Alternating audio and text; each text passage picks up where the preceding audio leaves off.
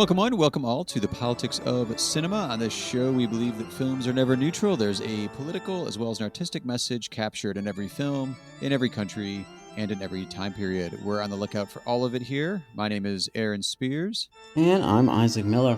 And on this episode, we're gonna do a bonus episode, actually, in which we talk about our favorite movies that we've watched this year. Our favorite movies, horror movies that we've watched this year to sort of, like that might work on Halloween, and then specifically what we plan to actually watch on Halloween and see how it all matches up. You might say this episode is a bit of a treat rather than a trick because we are still talking film. We have been kind of keeping themes going in our different Octobers since the podcast has been around, and we did a couple already this year. And we thought, hey, let's throw out, we both usually do at least, I think we aim for double features on Halloween nights or around Halloween, depending on when we have the time there.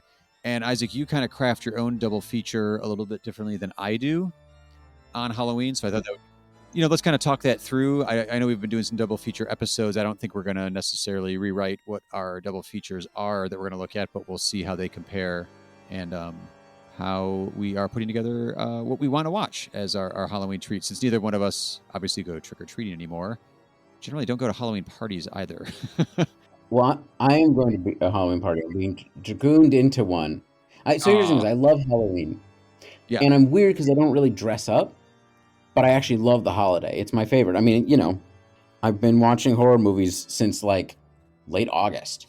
Yeah, I think I kicked it off pretty early in September this year, and I was like, there were so many I didn't get to last year that I wanted to watch in that.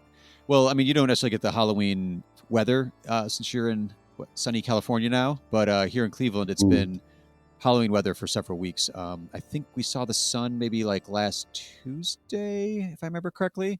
But it's just that time of year when I'm inside. It's kind of gray, and it's time for some horror movies. Exactly. So, did you any new gems this year, Isaac, that you want to mention?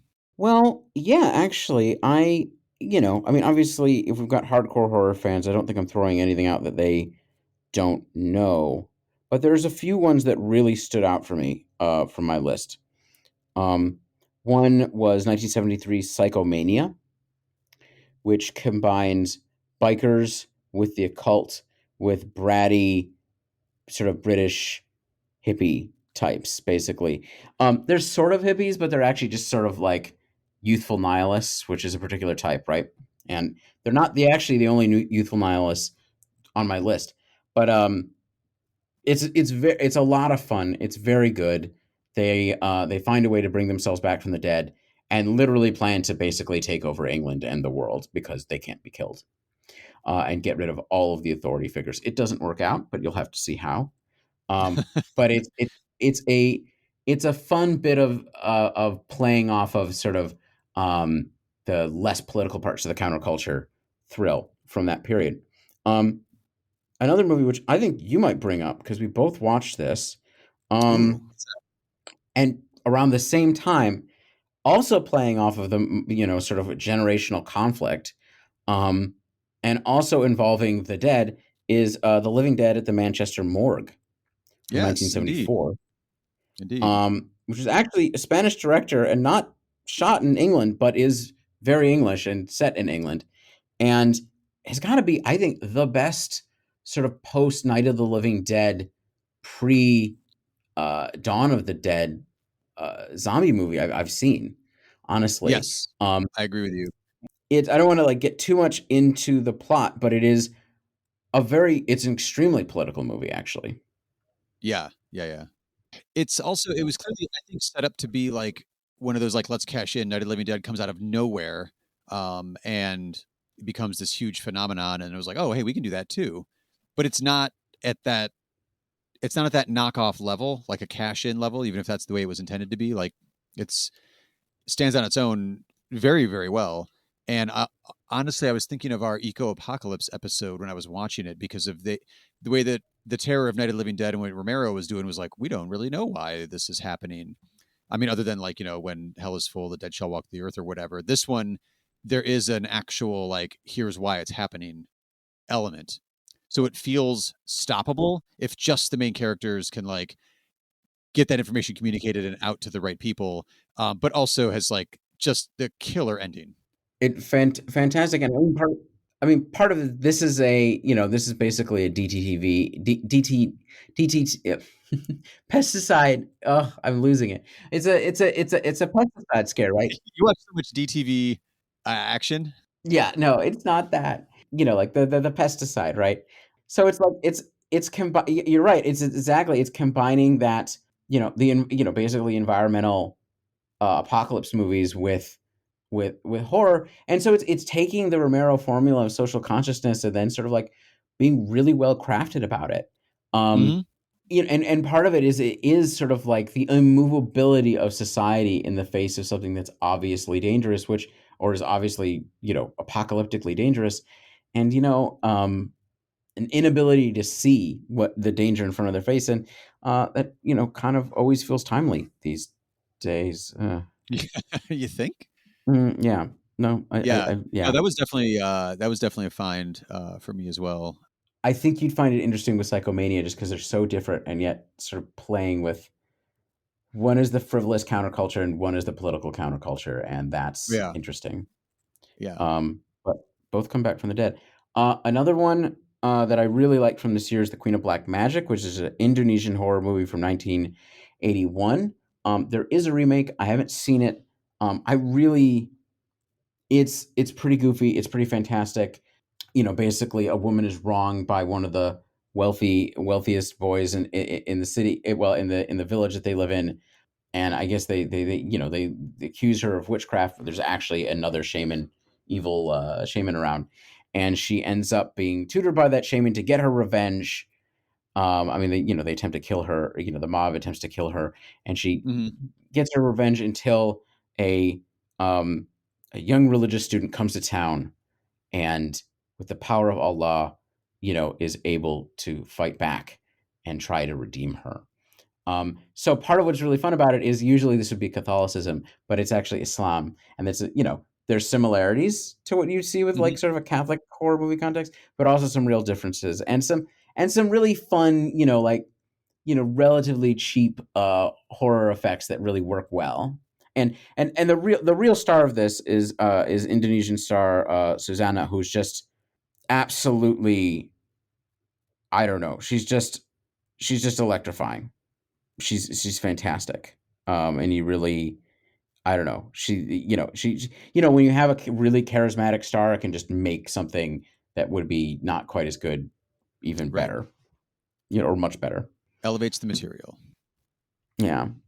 And I think my last pick from this year is one that isn't really gonna actually I might have a bonus pick after that, but the last one I planned to do was that I finally watched Jennifer's Body, and I get it, and it is that good, and it is an interesting movie about queerness and female friendship and a Hmm. lot of complicated stuff. And it's beyond a cult movie now. It's a movie that's been revived since it was reviled, and yeah, no, it's fantastic. Yeah, that's an odd one because I don't know if they were just expecting that to like explode at the box office because you've got Megan Fox in there, Amanda Seyfried, you've got Diablo Cody writing it, you got Karen Kusama directing it. Like it seemed like it was set up, and then I remember it. I remember people talking about it, be like, "Oh, this is a future cult movie for sure." But since it didn't really like take off at the box office, for in my head it was like I had it regarded as like, oh, that movie that flopped or the movie that didn't work. But I think that was only maybe from a financial perspective, like we get caught up in like the box office horse race kind of thing. Well, part of what happened was that the marketing was a disaster because Yeah, it's a movie for women and girls. yeah. Um, Themes and the characters and everything, but it was sold to frat boys. Oh, because you got like And Megan Fox in there, and the ad campaign kind of right. focuses Yeah, entirely I on mean that, the which is quote, interesting. That's also sort of the point within the movie. but in a very different way than sort of your Yeah. male gazy sort of like whatever. And so part of it is that apparently I mean, you hear quotes from the executives, which are exactly what you'd expect. You need more, right. And but what you had was uh, pretty in some ways a pretty complicated movie about female friendship Hmm. and demons and why indie bands you should never trust an indie band and like um that didn't land right. And then Megan Fox was always sort of an easy target Right. within Hollywood, and obviously had her own travails, so it sort of got wrapped up in that. Yeah, I think you're right. Speaking of demons, one of my discoveries this Halloween was the movie Demons from 1985. It is Lamberto Bava's film. I had this on my radar to watch along with another movie called Fade to Black, another movie called Popcorn. There were all these like horror movies that are set in a theater, and that's Mm, exactly what this one is. So it's all set in a theater, and so it's an Italian film. Comes out, it's in the middle of in the middle of the 80s when like the slasher film is kind of king, and this mm, one isn't really a slasher film. It's more of I guess, sort of like a riff on a zombie film. So people are all go to this theater because it's like a sneak preview screening of like a new movie, and there's this amazing bit of cross cutting right at the beginning when they sit down to actually watch the movie, where it's the viewers in the theater watching the film intercut with scenes from the film, which is of course a slasher or a horror film, and they're watching this killing taking place on the screen. Meanwhile, the first person is being infected slash killed right behind the screen, which gave it this great bit of dialogue where it was like a male female couple. It was like, "Oh my god, the scream sounds so real," and then the response to their partner there with them was like, "I'm telling you, that's the Dolby sound system, man." But really, it's because someone is being murdered right behind the screen. And then that person falls through the screen and they realize what's really going on, and then it ends up going in that awesome like Romero territory of, can the humans that are not the demons, that have not transitioned into demons, flesh eating demons obviously, can the mm. humans get their shit together and survive or get out of the theater with the demons on the loose hunting them down. Pretty awesome one. Yeah, no, I've heard of it. I've never seen it. I know that it's got a reputation. This is Mario Bava's son, right? I believe it is, yes. So staying Yeah. within the Oh, theme okay. there. There is this really interesting, not interesting, there's this really weird subplot, like not even a B plot, maybe like a C plot. They have like four scenes, maybe, of like four teens, like kind of crusty punk looking teens driving around, and they have a Coke can with a straw in it, and they just keep snorting out of it because they put their cocaine in the Coke can, which I thought was just kind of like, could you be more 80s? And then at one point they spill the Coke and there's Coke everywhere in the car, and then they, succumb to demons. But anyway, that one was a lot of fun. It kind of hit a lot of the genre elements I was looking for with an 80s Italian, horror film. Again, not necessarily like in the slasher genre that we had that was going on strong here in America, but still has the gore level of a slasher film. And then, oddly enough, two other ones I have, which seems very rare for me, are newer films that I absolutely just completely fell in love with. One of them is from 2007, so new-ish, I guess. It's not terribly new anymore. Frank Darabont's The Mist, adaptation of a Stephen King novella. Whew. Yeah. Have you seen that one? Yes. Yes, I have. I watched it in the middle of a 12 Hours of Terror marathon here locally that I went to, and it was like the fourth or fifth one in, so I was at least in that mental state for it, and I'd never seen it. All I kept thinking was like, well, I don't need to see that. I've seen John Carpenter's The Fog, which is its own very unique and awesome movie. But oh my god, The Mist just nailed it again. Stuck the ending. I could like it was just like jaw on the floor. Like, oh my god, I can't believe they ended it that way. That ending, but the whole build up to it is just perfect. Like classic. Like 50s Invasion of the Body Snatcher style sci-fi aesthetics. Paranoia, runs rampant. Society falls apart. Can the humans just get to band together in this grocery store and actually survive this thing? No, they can't, because you don't have a movie if they do. I mean, that movie. Well, this is a real not spoiling thing. That movie is wow. Yeah, Yeah. No, you just you. exhale into the microphone is the way to, yeah, do commentary on that one for sure. Now, I got to sit on the big screen, which was great, with a crowd who, when they asked ahead of time, has anybody seen this movie? There were not many hands up, which was great. So like the oohs and ahs and the reactions, like Marcia Gay Harden plays like the religious I would say zealot by the end of the movie, but like the very religious person who's like, oh, this is God's reckoning, whatever. So you have all this interesting cross section of society and how the characters pop up. They never feel like stereotypes, like they're because they Mm. got these great character actors to do all of the parts. And I was like, oh my gosh, this even if it feels a little cliche in the moment as you watch it build. I don't know that Frank Darabont. I don't know if he should just be the only person adapting Stephen King. Stephen King works, but he's done this one. He did Shawshank, did The Green Mile. He knows what he's doing. I don't know. Those two are just drawn. They work together very well, I think. The last one that actually is the most recent one I watched is the WNUF Halloween special from 2013. I am a sucker for found footage movies, which this isn't exactly that. But what this is, the gimmick here is that it's WNUF is the call letters for this television station. And it's the Halloween special supposedly that aired on WNUF in the 80s. So it has a very like videotape aesthetic to it. It's from 87, supposedly, is when this tape is from. Hmm. Also, somebody who used to volunteer at a public access station, it has that kind of aesthetic to it as well. Very like local channel programming. And what you have is a local news broadcast on Halloween night in 1987 in which their roving reporter is going out to investigate a haunted house. I think it's called like the Weber House, where like a horrible murder happened, however many years ago, and no one's been in the house since then. So it's really fascinating because it's a full news broadcast on Halloween night with like anchors throwing to this reporter, and then you also get the local TV ads. Like there's like the furniture store, the local car dealership, the local electronics store. So it has that aesthetic going for it, and what it does, I think, pretty cleverly is we are watching the videotape via someone else who has discovered the tape and is watching it. So that person fast forwards at certain points. So when Mm. like the third time you're watching the same local TV ad for a furniture store, you're like, oh God, this ad again, it gets fast forwarded. So it's playing around with like, as if you popped in this old VHS tape from 87 and also have the remote, which I think is kind of interesting. The problem that some people may have with that though is on a narrative level as he goes in and investigates this supposedly haunted house. Like he has a Catholic priest with him. He's got like this elderly couple that do ghost hunting with him. That's like the plot there of what they do discover is interrupted by commercials. Hmm. So on a narrative level, it kind of takes the wind out of the sails a little bit, but I just dug the aesthetic so much. I was totally in for it.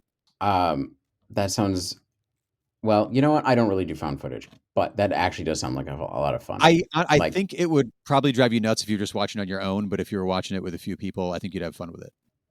But the elements of found footage that tend to drive you a little nuts are there in this movie. So I don't know that would be one that you would really you'd have a ton of fun with, unless it was like more in a group setting.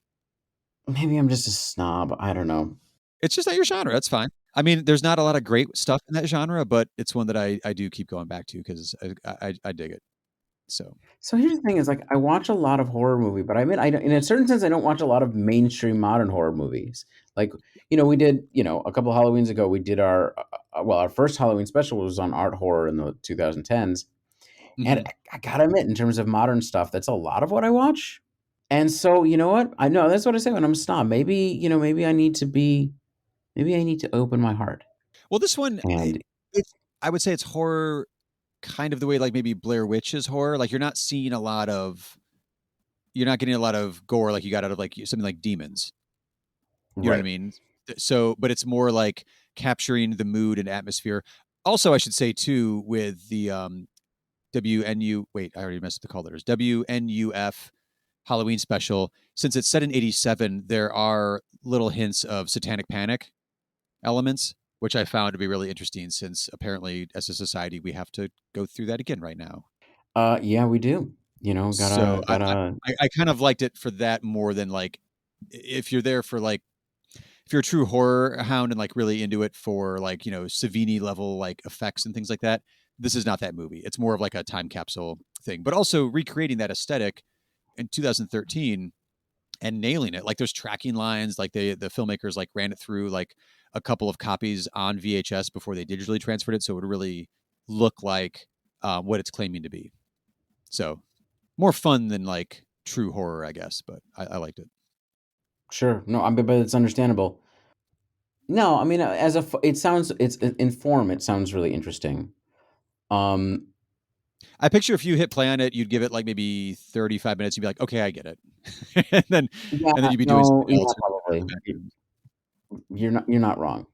Yeah. So which it's fine. Just giving people a heads up on what type of film that one is. But should we jump into our Halloween night plans for this particular year? Double feature plans, possibly triple feature plans. Can I add a a Criterion bonus? Sure. If you're on the Criterion channel, you know that they've done an 80s horror movie lineup, which is really good. And there's a lot of, sort of obvious, fantastic choices. Um, but some of the really fun ones that I don't think are as well known. I, there's a couple Oz horror movies, Australian horror movies, Road Games and Next of Kin. Very Mm-hmm. different. One of them is basically a Hitchcockian thriller that actually has Jamie Lee Curtis in it, from 1981. And Next of Kin, which is from 1982, is kind of a slasher, but like a really meditative, long simmering one. That's extremely well made. Um, and then there's the other two movies I'd highlight from that list that like you might pass over is Doctor Jekyll and Mister and Ms. Osborne, which um, plays on the story of Dr. Jekyll and Mr. Hyde. I mean, it starts the same way the novel does, but Mm-hmm. takes it in deeply perverse and disturbing directions, d- drawing out the themes of the original story even more deeply. And I think it's really good. And the final one from that collection that just sort of like really just knocked me over. That I feel like is even more, a little more obscure, is The Hidden, which is from 1987, which is basically a play on 80s, early 90s buddy cop action movies, and it's great. I've heard that one's quite bonkers as well, It's totally nuts. in a It's good way. completely Yeah. ridiculous. Kyle MacLachlan was just live tweeting actually a rewatch he did of that, which I It's didn't yeah, read because it's I haven't seen the movie. I was waiting to watch it because I've heard that one is just good to go in cold and just enjoy yes, where it goes. yeah. But all these are fantastic. Really, I was really I was really impressed with the lineup. Each of them have sort of interesting themes or thrills, or like just very well constructed, Yeah. and take genres that we know and push and do them to the max. Like, what's interesting about all of these is these are all in some ways very familiar and in some ways not, and because they're just well made. Yeah. Seems like Criterion knows what they're doing. I hope that company's got a future, I think. Yeah. So what are you going to watch Halloween night? So I was putting together I'm off work on Halloween day and have the house to myself. So I think I'm gonna do a triple feature if I can squeeze it in. That said though, like I like just like it's 9 o'clock at night. My kids are kind of probably doing like their last year of trick or treating. But they don't need dad anymore because they're too old to have me following them around. So it's like, all right, well, I'm gonna put together some stuff to watch. But I've been really thinking about it, especially being able to go back out into the world and participate in a 12-hour horror marathon. Actually, it was a little bit more than that. The idea of like how you pick if you're going to watch more than one movie in a night, like how you want to kind of stagger things, how you want to pick the content. So the first one you're pretty awake, you're ready to go, you're at the peak of your energy, ideally, when you sit down to watch it. So the first one I was going to do, I wanted to get something that was modern because I don't tend to watch since we don't work at the art house theater anymore. Isaac, I don't tend to watch as much current stuff as I did when I was working there, just trying to keep as current as possible. So I am going to watch to start off my Halloween day or Halloween night viewing, depends on how the schedule works out. A 2019 Guatemalan film called La Lorna or La Llorona. Hmm. Not the Curse of La Lorna, which is an American, uh, I assume, shit show of a movie because it just a quick, pump this out. horror film. I don't know too much about it. It's one of those that I've heard it's probably best to not know too much going into it. But it sounds like there's a lot of kind of interesting political angles to that, since it deals with genocide of the native Mayans in the 80s. And I kind of just stopped reading from there. The director is somebody I'm completely unfamiliar with. I haven't watched any of his films, and this would be a first one. So it was like, okay, completely fresh. And I wanted something that was from outside of the United States in the world of more modern horror as well. So I'm going to check out La Lorna, which is on. Actually, I got the Criterion disc from the library, so I'm going to be watching the Criterion edition of that one. Awesome. What do you start off with, Isaac? So I actually these days my grad school self doesn't have time for a threefer, but this is the one I would do, and I'm hoping I can pull it off. I'm usually extremely meticulous thematically and balancing things out in when I'm watching multiple movies. Well, you have some Halloween night criteria you usually try to fill too, right? Well, actually, my usual thing used to be before I went to grad school was to watch a silent horror movie. Right. That was actually my thing, and I didn't do that last year. I don't think I'm going to do it this year. I think I'm going to deal with some things that I really wanted to do, and I'm going to deal with it decade by decade. So I think I chose a 60s horror movie, a 70s horror movie, and an 80s horror movie. And in a certain sense, I mean, certainly you can pick out why they're from each decade. They're very much deeply of their decades, but it's not Okay. necessarily genre picks in the same way. Like, it's not uh, an analysis of genre pick sort of thing. Okay. If that makes sense. Like I'm not matching them up to like be representative of their decade in terms of horror genre, but just more movies that I want to see. Mm-hmm. Um, the first one, which I actually have watched, but I'm going to watch it again, is Lady in a Cage. It's a really interesting movie, 1964, in which a wealthy woman with a frankly semi-incestuous or very actually incestuous relationship with her adult son who actually wants to get away from her. This is all in the first 10 minutes. You'll know it. Becomes trapped in the elevator in her home. So she's literally trapped in a cage, and in which, as soon as that's discovered by vagrants and dangerous hoodlum youth, um, you know, basically all sins are revealed. She's forced to witness both the horror of humanity and the horror of herself, and it's actually it's really good. And the woman in question is played by Olivia de Havilland, Oh, right? yeah. 60s, yeah, 60s Olivia de Havilland, and it's the first role for James Caan. Oh, wow. Yeah, so it's a pretty interesting movie. Yeah, There's yeah. a lot going on there. This is another Criterion pick. I actually it was Ari when Ari Aster did his sort of like picks on Criterion Channel. It was one of the movies he suggested. And I'd never heard of it, but it's really interesting. Yeah. It's I've not an never heard of easy it. movie to watch. I've never heard of it either. That's the casting wise though too. Like with the way you described it, I was not picturing like Olivia de Havilland. That part, but that Yeah, sounds pretty interesting. and she's amazing in it. She's absolutely amazing. I mean, her and James Oh, I believe Caan are just. But two actors who you never really thought would have been in the same movie. no. Are you gonna watch these like in chronological order? Yeah, I think so. The next movie is a '70s movie. And I like folk horror a lot, Hmm. which tends to be not exclusively, but England bound in dark forests or countrysides and dealing with sort of supernatural or mystical horror and in ourselves. And I decided on Penda's Fen, which is actually apparently a TV movie directed by Alan Clark.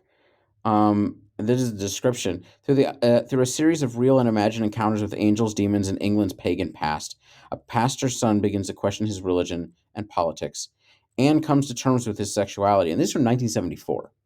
So I'm really excited for this. I've heard amazing things about it. It's supposed to be a straight up masterpiece, like just a random like like English TV movie. Yeah. I was gonna say that I think a lot of the TV stuff falls through the cracks sometimes, and then you watch it, and it's easily to be blown away because your expectations, at least mine, generally aren't set as high. Right. Probably unfairly as well, but Right, exactly. I mean, this is, people are making movies where they can find the outlet, right? exactly. The final movie, and this is one that I've meant to watch for ages. So I've had a bit of a vampire theme this year. I didn't list them, but I have been watching a decent amount of vampire movies. I have like a thing for vampire movies, but I never actually analyze. Like, I don't have like a deep analysis of vampires. I'm not really interested in making one, but I do watch a lot of vampire movies. And so what I'm really looking forward to is Vampire's Kiss from 1988. And this is apparently one of Nicolas Cage's best roles. He's a fucking New York yuppie in the 80s who gets bitten by a vampire. But was he? Or is he going mad? That seems like a fun conundrum for him to act out. Right. Well, and this is Nick pulling out all his tools. So I'm excited for this. But this is my triple feature. I think I think it's pretty good. I think this is good. I'm happy with this. I think it'll make a good night. Most of these aren't very conventional horror movies, honestly. Well, that's not true. I actually think Lady in the Cage is probably the least conventional. It's one where it is a horror movie, but is not fits within the subgenres. The other two do. I mean, folk horror and vampire movies are, rock solid. True. I was thinking we were going to go back and forth, so I'll do my other Oh, I'm two as well sorry. now. I'm sorry. Do we want to cut it up? No, it's fine. So I was starting off, like I said, because fully awake, ready to go, excited, sitting down. So that's why I was starting off with a more recent film, maybe a bit more arty, a bit more, intellectually stimulating. And then I thought, well, once I'm into it, that second film I would pick. So after I do La Lorna from 2019, I wanted to jump into one of my favorite types of horror movies the last few years that I've been discovering. Horror, I think I mentioned on the podcast before, is a genre I really didn't give too much kind of critical or any attention to until maybe like 5 or 6 years ago. So I'm playing catch up on a lot of things as well, like some of the bigger titles. I'm slowly working my way through my Friday the 13th box set, my Nightmare on Elm Street box set, diminishing returns on both of those as I'm working through those. But I really enjoy just the bonkers 80s horror.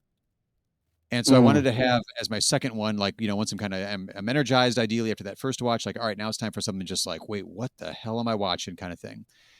In past years, I did, what was the one, I think you'd watched it, Isaac, like The Bed That Eats People. Oh, yeah, The Bed That Eats. Oh, yeah. Yeah, that was pretty bonkers. So I was trying to find something on that level. And the one I'm going to take a swing at this year is called Mausoleum. Is this one you've seen before? From No. 83. So again, it's one that I'm trying to go in about as cold as I can. I've a couple of folks that I follow on Letterboxd that I trust their opinion of it were just like, even the one even used the word bonkers. It doesn't get more bonkers 80s than this. And I was like, I am completely on board there. So it's a young girl named Susan who's traumatized by her mother's death, is becoming possessed by the same demon that possessed her mother before she died. And then I was like, all right, I'm in. That sounds pretty bonkers. Fairly high ratings from the folks I follow on Letterboxd that are into this type of stuff. So I was like, all right, I'm ready to go. I don't know if it's going to be quite like The Bed That Eats People. Was it Deathbed, The Bed That Eats People? Deathbed, The Bed That Eats, I think, yeah. Okay, yeah. But I wanted something kind of bonkers 80s. I've actually watched a few this season already. Like I watched Phantom of the Mall, Eric's Revenge, which was a fair, bonkers light 80s movie. But this one, just, cool poster, good reputation, good word of mouth. So I was like, I'm going to give this one a shot. So then the third one, if I stay awake, for a third one, I was like, okay, I'm going to need something that's like, I just did bonkers. I'm going to need something that either really grabs my attention or like I just can't look away. So I'm debating throwing on Cannibal Holocaust because I've never seen it. Oh, shit. Because I feel like that's a no shit movie that like you throw that on at like 1:30, 2 o'clock in the morning. It's either going to be, okay, no thanks, I'm done. Or it's actually just going to grab my attention and keep me awake. Well, you're certainly going for the oh boy, Cannibal Holocaust. Yeah, Ruggiero Deodato. Think I'm pronouncing that right. I've watched. He did a Eurocrime movie that I'm totally drawing a blank on right now that I really enjoyed. It's Live Like a Cop, Die Like a Man, I think. Yes. I really liked that one, and I think I've seen one or two of his movies actually now, but I've never seen Cannibal Holocaust. Obviously, pretty notorious film in like the horror realm. Also, was like a vegetarian of more than 15 years. I'm realize what I'm in for, but yeah, it just has notoriety to it. And I thought, you know what, maybe that's going to be a good 2 a.m. watch. I mean, part of it is, I mean, it's a movie notorious both for what happened behind the scenes too. I mean, it's not a, it's an ethical nightmare, right? Yes, yeah, from what I've gathered. Yeah, no, it's Again, sort of one I that don't I've know a always, ton about it other than yeah, like some of behind the scenes stuff, but also the graphic nature and the right. controversy of it, and then also it's clearly it's been cited as inspiration from Blair Witch Project, one of my favorites of the genre. Again, I mentioned the whole found footage idea that I do dig as a genre, and it's one of the standouts of that genre. So I was like, well, I need to have watched this. I think. Yeah, I mean, it's one of these things where it's like I know I'm gonna have to watch it someday in terms of understanding genre and understanding, and I actually think it's probably it's a very political film in fucked up ways. Yeah. Behind and in front of the scene, scenes. It's it's I think it's one of those ones that I've just avoided just because it just sounds incredibly unpleasant and Oh, it sure also does. Yes. feels incredibly unpleasant. But I'm glad you're doing it. Somebody's got to do it. We'll see. But I thought, one thing that when you're going like 3 movies in and it's that late at night, I was like, well, that's either going to make me turn it off and go to bed, or it's just going to keep me up all night and not let me go to sleep. We'll see. Yeah, I mean, maybe we'll end up doing that movie. You know, Well, you sound pretty psyched for it. I'm I'll not, let you know. but I'd be interested in really working through it. Like I feel like it would be a movie. I feel like it'd be a movie that like is right for this podcast and our sort of analysis and sort of avoiding that. I think we could do a deep analysis of it or feel really just gross. Or both. I mean, that could overlap. Yeah, it That could could overlap. overlap a lot, but you know what, go for it. Yeah. So I'll pencil in my option B for that slot just in case. I kind of don't want to give myself the safety net of like, no, you pick that one, let's go with it. But the other disc I have sitting over here that I can't wait to watch. I don't think I'm going to make it till Halloween. I've only got a few days at the time of this recording, but uh, one of the pleasures I've found in being obsessed with film, but also in aging, is there's only so many movies that some directors that I really enjoy have done. And like I still have like 3 Kubrick movies I need to get to that like I'm waiting for, like I don't want to be done with their filmography, you know what I mean? Right. And one of the movies I've been meaning to watch for a long time, not that he's passed away like Kubrick has or anything, but I've never watched Prince of Darkness by John Carpenter's Prince of Darkness. And I've read several different things about it where they're putting it in as high regard. And one source, the No Cinema Zine that I subscribe to, they put it as the best Carpenter film. They did a whole Carpenter issue, and they put that one above Halloween, which is fairly high praise, which is very high praise. And I was like, you know what? I'm going to cross that one off my Carpenter list. I've never seen that one, and I need to watch that one this season. So it's a great movie. It's a Right. fantastic movie, and I think it's raised a lot in recent years in people's opinions. Right, like it used to be a Yeah. mid range, considered a mid ranger. I do not think it's better than Halloween. And my favorite, and I think his best movie is The Thing, and I don't think it's better than that. But Okay. I think it's it is top tier Carpenter, and Right. it's dealing in his favorite themes and some of his favorite '80s cast people. Yeah, he's got Donald Pleasance back. He's got Donald Pleasance, but he's also got Victor Wong and Dennis Dunn back from Big Trouble in Little China in very different roles. Oh wait, is this after Big Trouble in Little China then? Yes, I Oh, okay. believe Yeah, I hadn't thought so. about where it is in his filmography. Yeah, I mean it's his late '80s stuff, so it's sort of Oh, he does The Mouths of Madness as well, and both of these are like probably his most Lovecraftian films. okay, You know, interesting.